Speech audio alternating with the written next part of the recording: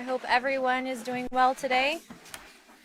And we're continuing in our Peaceful Solutions certification course in our parenting manual. And tonight we're going to start lesson plan 6. Okay, and we're still continuing on this topic of self-control. This is a really important topic that we are covering. And the title of tonight's lesson is Effective Parents Teach Self-Control to Their Children. Okay, so we start off by having the purpose and objective. It says parents will learn that one of the most effective ways to start teaching self-control to their children is by first role modeling appropriate behavior and then implementing rules and guidelines in regards to proper conduct. Okay, so by first role modeling appropriate behavior. And you can reference the character unit, page 71.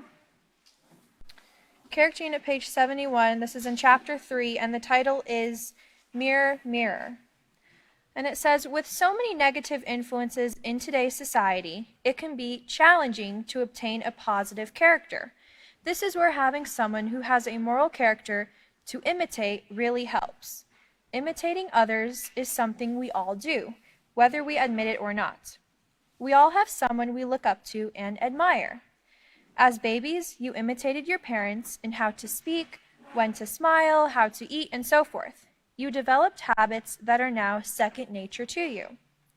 As you grew older, you became more aware of your environment and others around you. You began to notice things about them that you liked and admired. Someone who you admire and try to emulate is called a role model. A role model could be someone your age, an older sibling, other family members, friends, teachers, and parents, just to name a few. Okay? And as you're going over this, before you read out some role models, ask your students, what could be some role models for children? Okay, so the materials are the parenting manual and pencils and pens, and then we have our beginning procedure, procedure 1, and we're going to do a little quick review of lesson 5, effective parents have self-control. Okay, so let's go over these questions. The first question is, what is self-control? Anyone? What is self-control?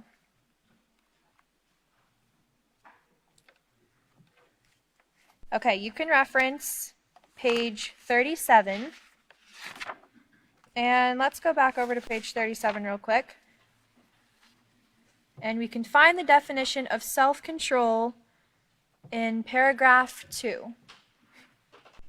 Self-control is controlling our own emotions, desires, and actions in order to arrive at a decision that is morally correct. Okay, so that's on page 37. Okay, question B. How do we apply self-control?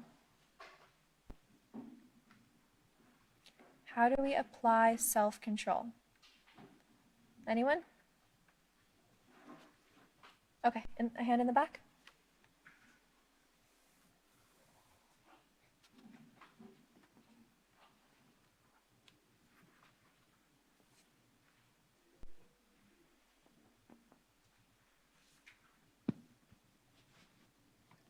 Right there on page 37, it talks about self-control is about controlling what you think because thoughts lead to feelings, controlling what you feel because feelings lead to actions, controlling how you behave because your actions reflect your character and can lead to rewards or consequences.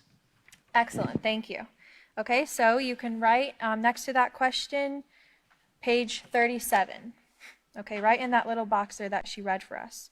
And keeping in mind that it all starts with a thought.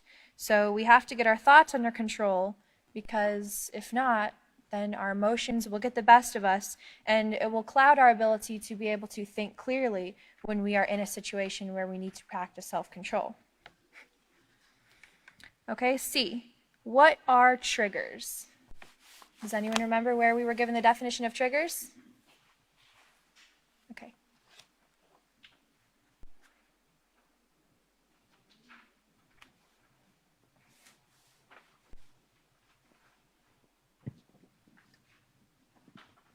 page 38, triggers are incidents that bring out specific responses from us. Excellent, thank you.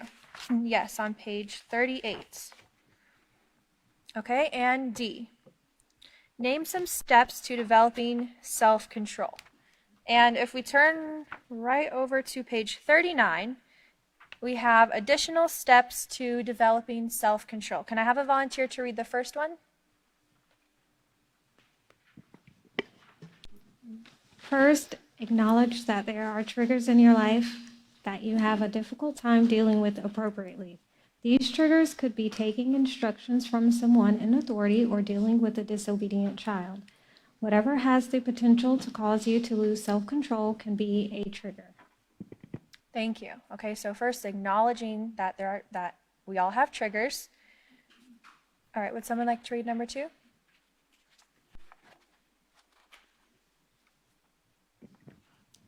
Prepare yourself for the fact that triggers can surface unexpectedly. In fact, another name for triggers is tests.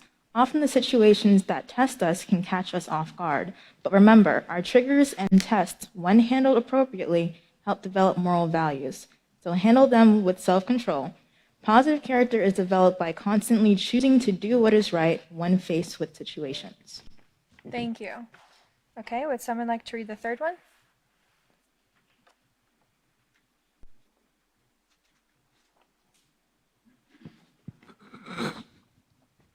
Have a plan to handle your triggers appropriately when they arise. You want to remain as calm as possible so that you can think morally and not respond impulsively or emotionally. Having a plan and rehearsing it in your mind will greatly increase your rate of success. Thank you. And the last one here is use the STOP acronym to help you make moral, responsible decisions that demonstrate your self-control. It works great for all ages. And we went into detail on the STOP acronym on page 40. Okay, so for that last question, you're going to reference page 39. Okay, so procedure number 2. Have volunteers read the section Teach Self-Control to Your Children on page 43. Emphasize that as long as they are working on developing self-control, they are teaching it to their children. Okay, and remember, no matter if you're a parent or you teach children, we all are teaching because we teach by our example. So let's turn over to page 43. And the heading there is Teach Self-Control to Your Children. And right there you can write LP6A Procedure 2. This is the start of Procedure 2. You are probably thinking, I'm still working on developing self-control myself. How am I going to teach it to my children? Well, the great news is that as long as you are working on developing self-control, you are already teaching it to your children. All right? It's a work in progress. And as teachers, we want to let these parents know that we're still developing self-control as well.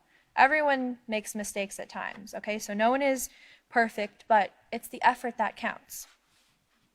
When it comes to parenting, your example counts for more than you realize, and our actions speak louder than our words. Most children pay attention to the things that we do more than the things that we tell them. So if we tell them to do something and then they see us doing something else, what we told them not to do, then that's what they're going to follow because they saw us do it.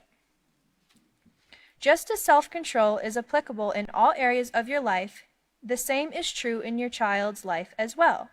Children need self-control to manage emotions such as anger, frustration, and disappointment. But they also need self-control to learn how to follow instructions, to accept no, and to sit quietly during meal times and special events. So we shouldn't expect that our children will just know how to do these things. They must be taught to them. Parents who teach their children, regardless of how young, the proper way to behave will foster better relationships with their children and have fewer disagreements and conflicts. All right, so let's go back to the lesson plan. turn the page over to LP6A Procedure 3. It says select key points from the section "It's never too early or too late to start" on page 43 to 44 to expound upon. Have group brainstorm possible rules and guidelines they could begin implementing in their homes. Okay, so this is something you can have these parents do. Have them brainstorm. What are some rules that they would like to see their children practice in their own homes? All right, let's turn back over to page 43. It's never too early or too late to start. Whether you have a child who is an infant, 6 years old, or 16 years old, one of the most effective ways to start teaching children self-control is by first role modeling appropriate behavior and then implementing rules and guidelines in regards to proper conduct. Okay, so first we have to be practicing it ourselves. And if we expect our children to behave in a certain way, we want to make sure that we make it very clear to them what that certain way is. There should be no question in their mind. So you have rules, and you make sure that the child understands those rules and knows why those rules are important and that they are meant to be followed. And then you explain to them that when they don't follow those rules, there are consequences that come from that. And something that we've been learning here in the Peaceful Solution Character Education Program is that there's a different approach to discipline, okay, than just correction right away.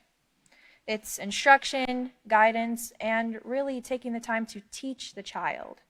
So a child must be taught first, and like we've covered before, spanking should be a last resort. It is up to you to know what behaviors you want from your child, to verbalize the rules that govern those specific behaviors, and to consistently guide, discipline, and instruct your child through repetition. So there's that consistency again. You have to do it over and over and over again. The next part here says, should I start teaching my baby self-control? What do you think the answer to that is? Yes, of course. It says, yes, you should. One of the most common mistakes we make as parents is thinking that infants are incapable of learning.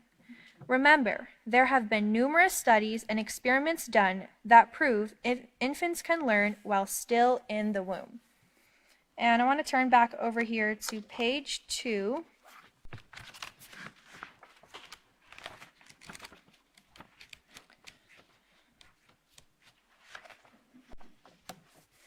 And can I have a volunteer who would like to read that little article paragraph there on page 2? It starts with many studies now confirm.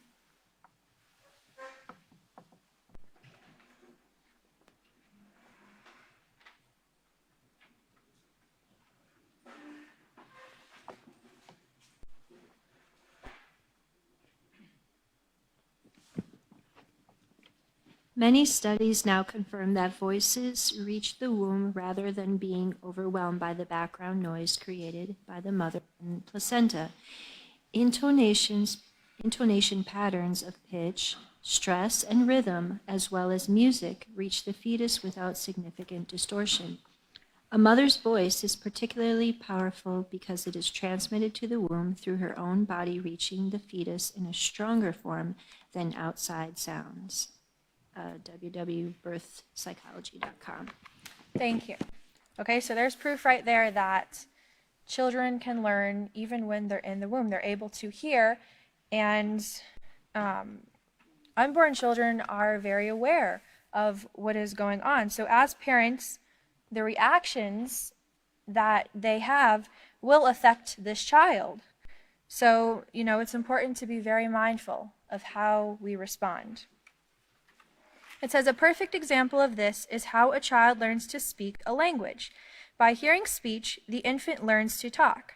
The process of a child learning how to speak begins in the womb and continues after birth. A toddler does not suddenly wake up one morning with the ability to speak. He or she has been learning all along.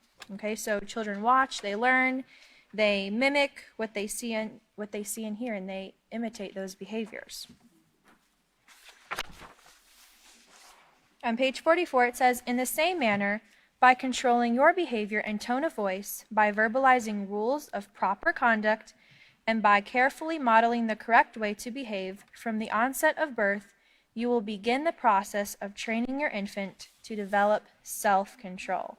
So our example, remember, our example teaches a child how to have self-control more than anything. All right, back to the lesson plan. And we are moving along to procedure 4. It says, review the damage of negative influences on our children. Emphasize that one of the greatest sources of negative influences comes from the television. Have students read and discuss the section entitled Simple Steps to Developing Self-Control on pages 44 to 45.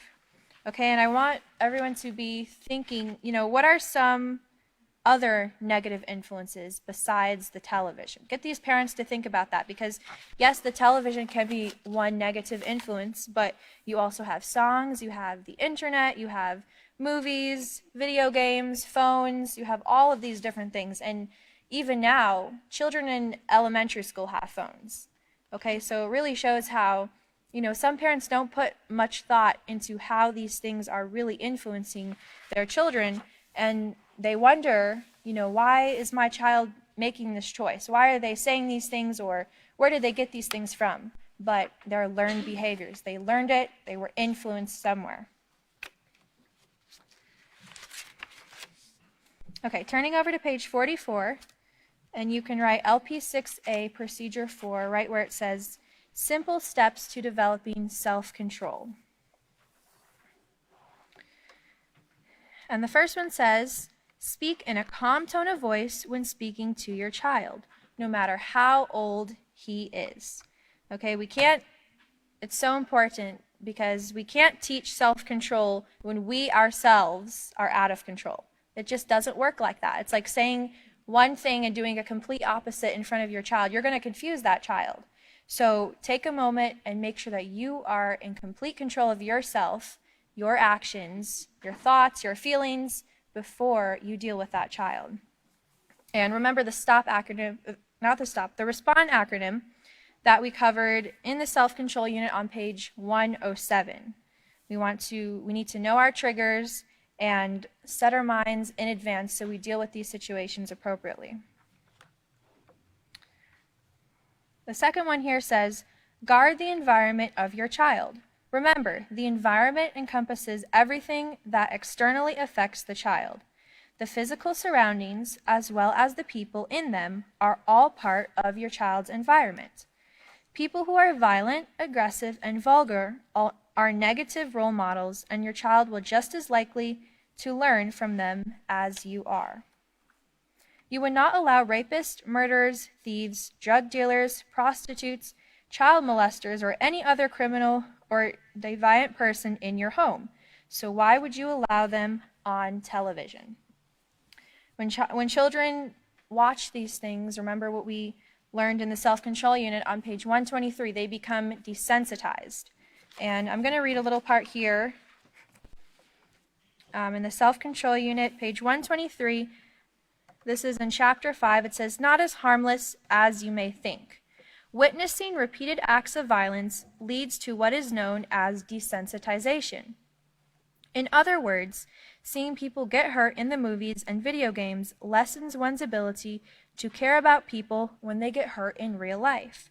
In fact, desensitization makes it more likely that people will respond with verbal and physical aggression when angered. Violence then becomes an accepted way to deal with situations that are frustrating or upsetting. Instead of using self-control to consider appropriate ways to handle a disagreement, people who are accustomed to watching violence on television are more likely to be physically and verbally aggressive.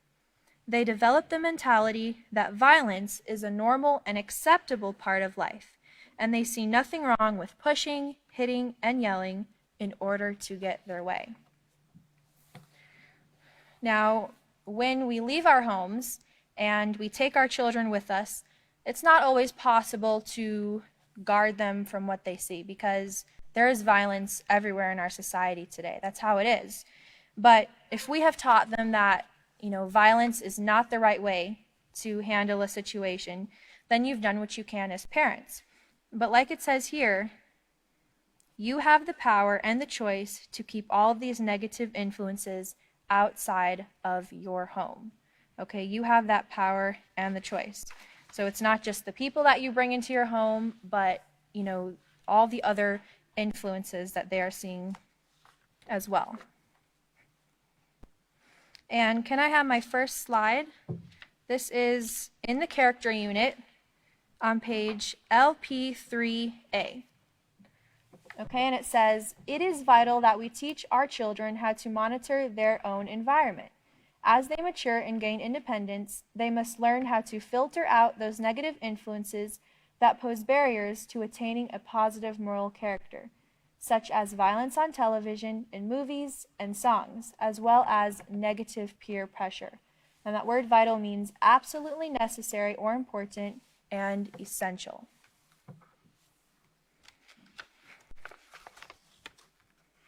Okay, point number 3.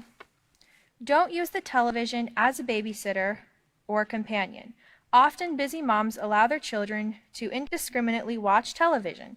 This is one of the most damaging things a parent can do. Remember, the content of many popular television shows is sexual, violent, and aggressive. In fact, violence has become popular and commonplace. Is this what you want your child or your children to learn? If the answer is no, then do not allow the television to become your child's babysitter or companion. And this is another thing that's very, very common today. Parents think, oh, well, it's just going to keep my child occupied while I'm working. Okay, and that may be true. It may keep the child occupied, but what they don't realize is all those different things that that child is taking into their mind and how it's going to affect that child throughout their life. The next point here says, do not allow your child to play violent video games or listen to violent sexually orientated music. This type of entertainment has blatant as well as subliminal messages that can negatively influence your child. Can I have my second slide? This is the self-control unit, lesson plan 5 on page A. And it's the note to the teacher. It says, it seems that all the best efforts to guide our children in the right direction can be undone by just one bad movie, video game, or song. That's all it takes, just one. Continuing, it says, read narratives, recite poems, and sing songs about moral values daily to your children. Okay, and this is another way that as parents you can bond with your children. And not only that, but when you do things like this with your children, it helps them to feel special and you're taking the time for them. So it shows that you care about them.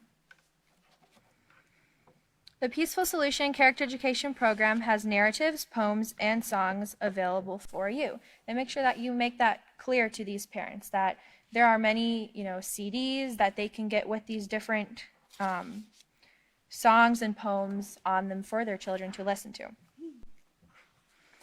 Okay, the next point is consider how many traditional nursery rhymes we sing and recite to our children as we bounce them on our knee, bathe, and feed them. Are we teaching anything of value to our children by singing these rhymes and songs or listening to music that is demoralizing? The answer is no. Aside from being entertaining, they teach nothing of moral value. Why not recite poems and sing songs that will help your child become familiar with positive character traits, such as self-control, respect, and honesty? So, teaching children through song is a really great way to get them to learn things because songs, they stick in our head, even, as adults. You hear a song and it gets stuck in your head. So we should use that in the best way possible to make sure that what they are listening to is going to benefit them. And then here we have an example. It says, consider the following. Okay, so here's a little poem. The polite way. As we sing and work today, we need to ask the polite way.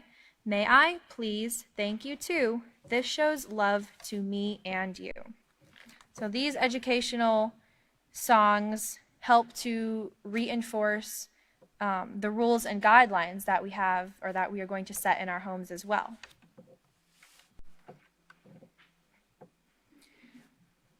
Okay, continuing on, it says, these alternatives are not just as entertaining, but they will also start the process of introducing rules and guidelines for proper behavior to your child. There are songs and rhymes listed on pages 87 to 92 that you can use as well. Okay, and you can go over, if you turn over real quick to pages 87, there's quite a bit of songs and verses here that are listed. And the parenting manual also comes with a CD, so you can listen to them as well. And don't forget, you can create some of your own with moral values that you want your child to learn. The earlier you begin to train and guide a child to develop self-control, the less likely you are to deal with serious, problematic behavior later on. And like we stated earlier, make sure the parents understand that they should begin teaching their child as early as possible. It starts in the womb, as we learned on page 2 of the parenting manual. And if you turn over to page 4, can I have my third slide? It talks about learning and the subconscious mind. And it says, we receive 60,000 stimuli per second, and it, the subconscious mind, starts storing all of these from about the time the fetus is in the mother's womb, is 13 weeks old. Information that comes through the senses, such as sound, are stored forever and can be recalled. In other words, what we experience, even from before birth, is not only learned, but becomes a permanent part of who we are. And just a quick comment, as you're teaching this to these parents, you might have someone who is pro-choice and who doesn't believe that life begins until after the child is born. So in that situation, as a teacher, you do not want to argue with them. You just want to, simply tell them that the peaceful solution teaches that a moral choice does not cause hurt or harm. Okay, and then you would move on from that topic. You don't want to stay on that topic for long. So just, letting them know that we don't cause hurt or harm to others. Okay, so this wraps up the end of procedure 4. So now let's turn back to the lesson plan.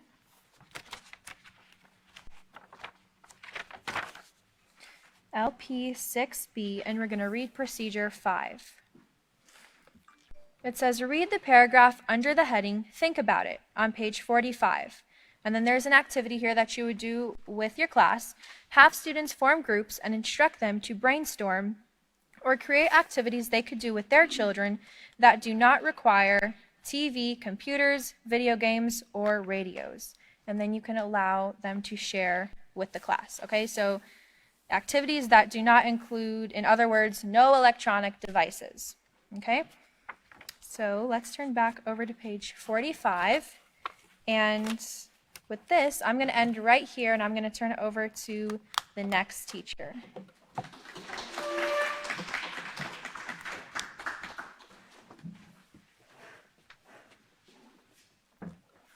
Thank you, Sarah. Okay, so we're going to jump in. She left us off right there on page 45. And welcome, everyone. And we're going to go under the heading, Think About It. Think about it there. And we're going to put LP6B, procedure number 5 there at that little section. And it says, children who watch TV excessively can become withdrawn. Their ability to communicate and socialize with other family members and peers can be affected. And have you ever seen where that takes place in a family where they just sit in front of a television and they're almost like in a daze? Show of hands if you've ever seen that. Oh yeah, see, a lot. When you highlight this, because when you're teaching these parents, this is vital. When you interact with your child, you become part of your child's life. Now, we had this child, and we should desire to be part of this child's life. True or false? Right. And so often now, in today's day and time, the parents are completely void of any knowledge of what's going on in their children's lives. We need to be a part of our children's lives, and that's what we've got to really rehearse with these parents. These are our students, the parents. Because a child left unattended is going to find something to do, right? So you become part of your child's life. Share conversations and learn about life together. It takes planning ahead to accomplish this. Schedule time together to do something that both of you, or even the whole family enjoys. You know, there's things you can do that do not require computers or cell phones or television or videos. Do y'all remember what a puzzle is? Anybody remember their little cardboard things and they had shapes? And I remember when I was young, we would have, the whole table would be cleared and we would all take part of putting together this puzzle. And our parents wouldn't tell us what the picture was. We had to put the puzzle together, and then they would show us the front of the box and they'd say, well, I think you did it, right? So today, I don't even know if some children know what a puzzle is. Because if it's not on the phone, if you can't hold it in your hand and move it around with your finger, they're like, what is that? It's a foreign thing we used to actually put in our hands, something besides the telephone, right? So we want to schedule time together, but remember, time with your child is precious and limited. I have to just tell you, I only had one child. And he's 38 years old now. So he's a grown man. And I can tell you how quick they grow up. And that's what you have to really get in the minds of your students who are the parents. They grow up so fast, and then you say, I would that I could go back.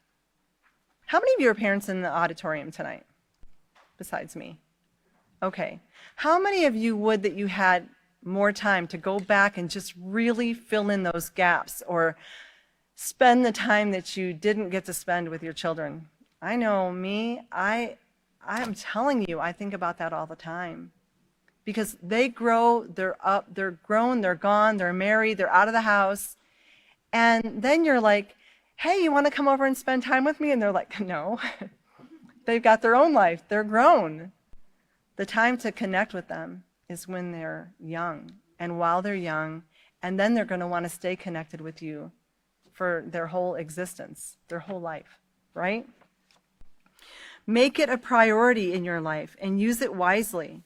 When there's more than one child in a family, schedule time with each child individually, right? If there's one child that enjoys doing something particular, you spend time with that child doing that particular thing. You can keep the other children busy doing something else. So these are some tips that you'd want to give your parents, right? So that there can be that one-on-one interaction. And for younger children, you see the word bedtime. Well, not all children are little babies, but bedtime for younger children is a great time for this. You can listen to or reflect on all the events of the day and offer your guidance and encouragement as needed. Some parents never even know that their children are being bullied at school. You know that? Because the children and the parents just don't take that time to connect and converse, and that is very sad. So they need that guidance and encouragement. It makes for a secure, peaceful night of rest. Actually, it makes for a secure, peaceful life for the child. So it's not just for that night, it's the life of the child. Okay, so now we're going to go back to the lesson plan there, and we're going to read Procedure 6. We've made it to Procedure 6.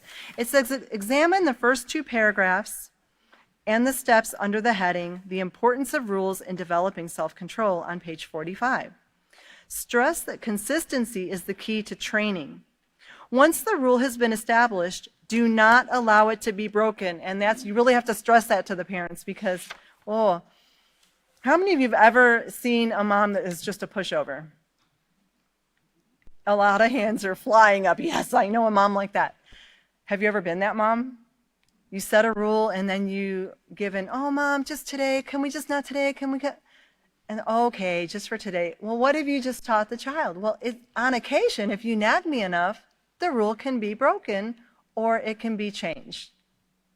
So we have to remember, and that's why we're going to get into, it's important to really think about the rule before you establish it. Because if it's something that you want to bend up a little bit, then don't establish that strict of a rule, right? And there's a reason for that. So it says, stress that consistency is the key. Do not allow it to be broken. Enforcing the rule one day, but not the next day, will only cause confusion in the child's mind, right? So let's jump over to page 45. And we're going to read the bottom there where it says the importance of rules in developing self-control. Rules and teaching your children to keep rules, it teaches the child humility. Okay, now how can I say that? Well, we've learned that, and I'm going to put something up on the screen for you right now. As you write LP 6, Procedure 6, right there on under this heading.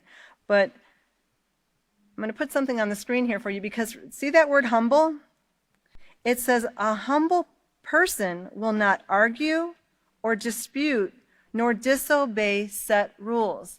And we learn that in the character unit on page 14, the acceptance unit on page 156, the self-control on page 225, and the respect unit on page 205, and the responsibility unit on page 160. So the Peaceful Solution really wanted us to learn that, right? So a humble person is not going to try to disobey the rules. So it says here, as your child matures, constantly evaluate his or her behavior and determine which rules and guidelines will help to develop. You're developing a human being when you're a parent. Do you realize that? You are a developer. Parents, so that's what you're teaching your parents. Remember, they're your students. You are a developer. You have the opportunity to mold and develop this little person into a bigger person that is going to be a productive, awesome member of society one day, right? Or not. But it's in our hands. It says, determine which rules and guidelines will help to develop proper conduct and social skills. The process of evaluating your child's behavior takes into consideration developing rules and consistently implementing them. And remember, on page 82 of this book, we haven't gotten there yet, but you can just make a note there. Page 82, it's headed, the heading there is Be Consistent, and it's going to tie in really well with these rules here that we're learning. So it says, this is an important part of your child acquiring self-control. Now, you might think, well, what's the big deal about teaching my child rules? And, I've even heard some parents say, rules, they're kind of like, I don't know if they're like new age kind of people where, we're just free spirits and we need rules. And why do we need rules? You're going to tell your parents, who are your students, you're going to say, if they don't learn the importance of rules in your home, they're not always going to be in your home, are they? They're going to go to school. Does a school have rules? Okay, so they're going to run into some problems if you haven't taught them the importance of keeping rules and you haven't taught them to be humble by not arguing against the rules, right? Now, we get out of school and we get a job. Now, certainly jobs don't have rules. You can come in whenever you want to, and you pretty much, do whatever you want at work, right? No, there are rules there too. So do you see that if you don't want danger or your child to get fired when he gets older or get kicked out of school, now, what about a car that has some lights on the top that go round and round with a siren. Now, you break a rule, you're going to have one of those cars following around your child, and they're going to be thrown in jail. So do you see how important it is that we establish that humility, that humbleness in that child? This is what we're telling our parents. This is not a small thing. This part of our chapter, a lot of time needs to be spent, because it is vitally important. You see people that disrespect rules and authority, and I mean, it's written all over their face. I mean, they're just,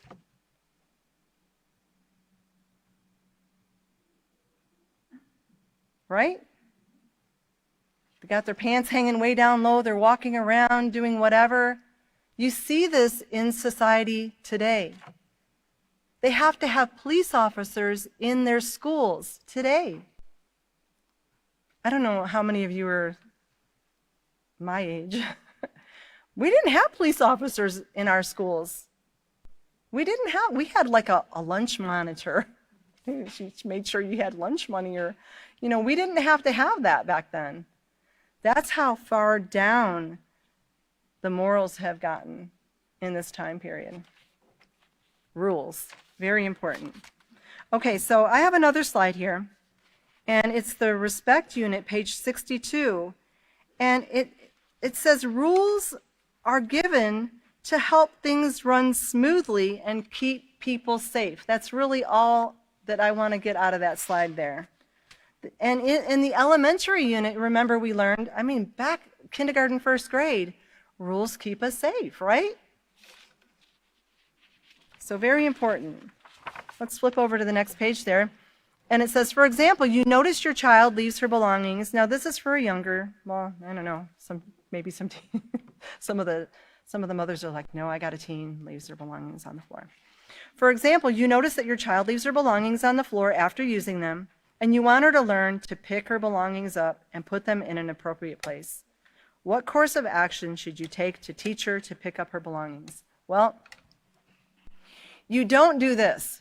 And this is what a lot of parents do right now. How many times have I told you not to leave your stuff on the floor?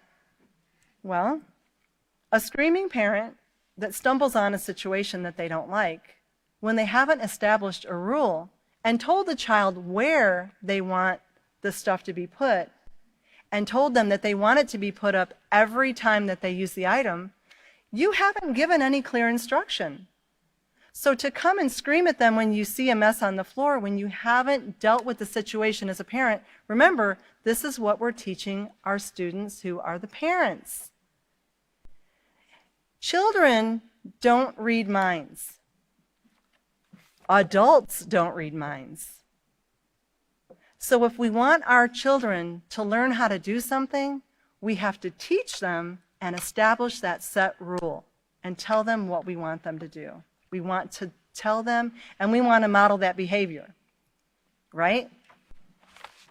If a mom is not going to get onto the child for not putting her belongings away, but she doesn't clean her own house, we've got a situation there, right? They watch what we do. They watch what we do. So we've got some steps here. First, the rule. The first step is to decide on an appropriate rule. Pick up your belongings and put them away after you've finished using them. And I would even add, every time you use them, right? Because I've seen some say, well, I was going to use it again in a couple hours, right? Or I'm going to use it again tomorrow. Why didn't you make your bed? My son pulled this on me one time. Why didn't you make your bed? I'm going to sleep on it again tonight. Right. But I bet if they went and got a dirty dish out of the cupboard, well, but you're going to eat on it again tonight, right? What's the big deal? Why do I have to wash the dish? No, there's reasons for rules. There's reasons that we do things, right? So the second step is to patiently explain why you want her to keep the rule. Like somebody could trip over it, they could get hurt, something could get broken. It's nice to tell them why. Why am I telling you to put your things away? It's not because I'm OCD and I just like everything. I might be OCD, but it's not because I want everything in its place. it's because there's a reason. Somebody could actually get hurt. The next thing is, the third step is to patiently and consistently remind her of the rule. You don't make a rule and then tell them why you're doing it, and then the first time you see that it's not done, you go off like a banshee. Right? No, that's not appropriate. You're patiently and consistently reminding of the rule. And the fourth step is to establish a reasonable consequence for outright rebellion and carry it out. And sometimes there's an appropriate situation where you can offer a reward. I wouldn't offer a reward for doing what they should do anyway, but you could give them some incentive. Okay, so everybody get that? But force never works. That's why you've got to consistently and patiently remind them. You cannot, force doesn't work in any situation, to force. If the child isn't going to do it, you just keep reminding. You give the consequence, but you've got to be careful, because as we've learned, force, you don't want to beat a child, and you don't want to beat them down. You don't want to beat them down. That means verbally or physically if they're not keeping a rule. Okay, so let's jump back over to the lesson plan. And because we finished procedure 6, and we're going to read procedure 7, and it says, choose key points from the next 3 paragraphs. So the next 3 paragraphs on page 46 is what begins procedure 7. Choose key points from the next 3 paragraphs on page 46 to read. Have volunteers to share some of the rules that they've established that work in their homes. Discuss the section, a few rules about developing rules on page 47, and be sure that the class understands each rule. Have class to do the assignment on pages 47 and 48 and discuss the answers. So there's a lot going on in this procedure. So let's jump over to page 46. And we're writing there LP6, procedure 7. And we're going to go ahead and get started there. Now, you know, when we're dealing with our students who are the parents, it's really important, you know, they might say, some of these scenarios, they might think, you know, they might laugh and say, you know, it's kind of silly, pick up their belongings. But remember, they are raising or developing future adults, right?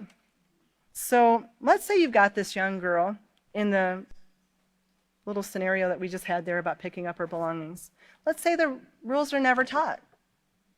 Now, one day, she might get married to someone who his parents did have rules and did establish rules, and they kept order. Now, imagine the setup for failure, that we've just raised this child. They don't have to keep the rules. They don't have to pick up their belongings. You know, like sometimes you see very rich children and they don't have to clean anything. The maid will take care of it. The maid will. Well, the maid's not going to get married with you, right? Maybe in some cases, I don't know, but you raise this child to get married to a young man, older man, whatever, and he's going to come home and he's going to say, why are all of our belongings all over the floor? Right? Because we didn't take the time when they were young to establish a rule and to teach them the importance of that rule. You see the point there? You're developing and raising future adults, right? Okay, so lesson plan 6, procedure 7, and we're going to start reading there in the middle where it says, notice the terms patiently explain and patiently and consistently remind. These terms indicate that you, as the parent and role model, put a little note off to the side there, character unit page 71, because that's where we learned about the role modeling, right? A role model is someone that you admire and try to imitate. And that should be our parents, right? So you, as that parent and role model, must also practice self-control when implementing rules for proper behavior. Instead of getting frustrated or yelling or threatening because the belongings are left on the floor, you can choose to remain calm. This is what we're teaching the parents. You can choose to remain calm and teach your child the value the value of taking care of his belongings. A calm demeanor allows the child to focus on your words and not the tone of your voice and your actions. Like if you're freaking out and you're yelling and screaming, most children just tune you out anyway. If you took a poll of young people, when your mom just starts letting loose like a screaming maniac, do you get anything out of that? No. Because most of the time they're like this. They're like, Mom has lost it. And you're role modeling the behavior that it's okay to lose it. Because remember, they're looking to you, the parent. And if you instill fear of like, if you get them so scared that they're only going to keep the rule because you're screaming and yelling or you might be hitting, this is what we're teaching our parents. They might keep that rule out of fear when they're with you. But what are they going to do when you're not there? And what are they going to be telling that police officer when they're looking up at them later on in life, right? So that's why fear and force and intimidation, it never works. It doesn't work. Teaching in a calm manner. So it says by staying in control, we become that VIP. We become someone that they want to value, imitate, and practice, right? And they're going to do these things.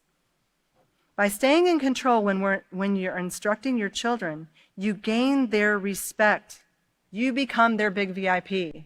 That's what I got off to in the side of my book there. As well as their understanding, you teach self-control. Once the rules are in place and you have explained their importance, a simple reminder if the child fails to follow the rule is often all that is necessary for that child to complete the task. For example, you notice that your child left a belonging on the floor. You can simply ask, did you forget to do something? And you could be looking at the item on the floor. I used to do that with my son. Did you forget to do something? He'd be like, yeah. Go and grab it, right? The child will likely stop, think a moment, and then realize that they did not put away their belonging. Eventually, the child will get to the point where they'll just put their belongings away without being told. That's the goal. That's the goal. You don't want a child where you're going to have to go behind them don't forget to put your belongings away. Don't forget to brush your teeth. Don't forget to comb your hair. Don't forget to clean your room. You want to get your child to the point where they get up and they're independent because they're not going to always have you there telling them these things. And hopefully you'd want them to comb their hair without being told at some point in their life, right? And you don't have the time and the energy to be chasing behind them, telling them these things. That's why it's very important to get them to see the importance of doing it in a nice, calm way. When this occurs, so eventually the child will get to the point where they can do it. And when this occurs, you would have taught the child the ability to consider what should be done without having to be reminded and choose to make the right course of action, take the right course of action, which is our goal. Of course, picking up belongings and putting them away is only one example of how implementing rules and training your child to follow them can help to develop self-control. But rules also pertain to meal times, riding in the car, interacting with others. I have a slide for that, interacting with others and rules. I have a slide for that. And this is from the Respect Unit on page 93. I'm just going to read a portion of that there. It says, rules of proper behavior instruct and guide all people, regardless of their different cultural beliefs, to interact with respect and consideration. In order for all members of society to function to the best of their ability, they must have a secure environment in which to live. That is when people follow the rules, right? Very important. So by training children to adhere to rules of proper conduct, you're setting a standard by which they can measure their own behavior. They can measure up themselves, right?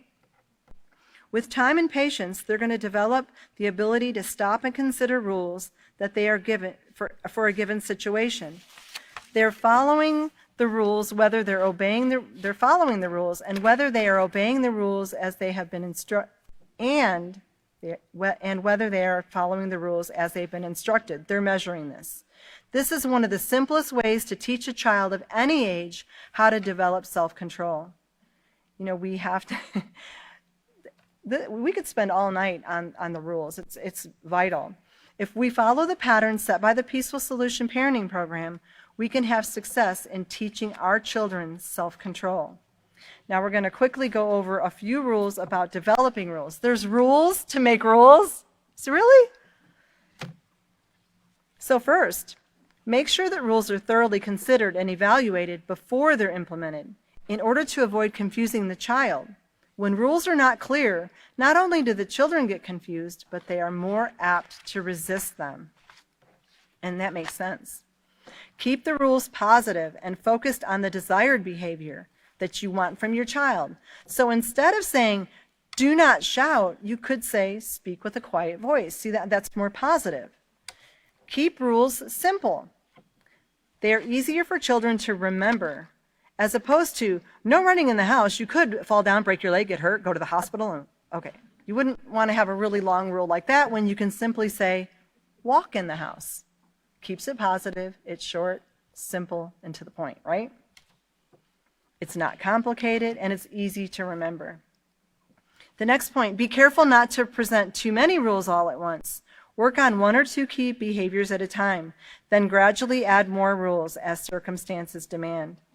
And the last one, do not expect your child to remember or embrace the rules immediately. Constant reminders and consistency on the part of the parents is absolutely necessary. How many of us got a rule and remember a rule? I mean, we're adults here. The very first time we heard it.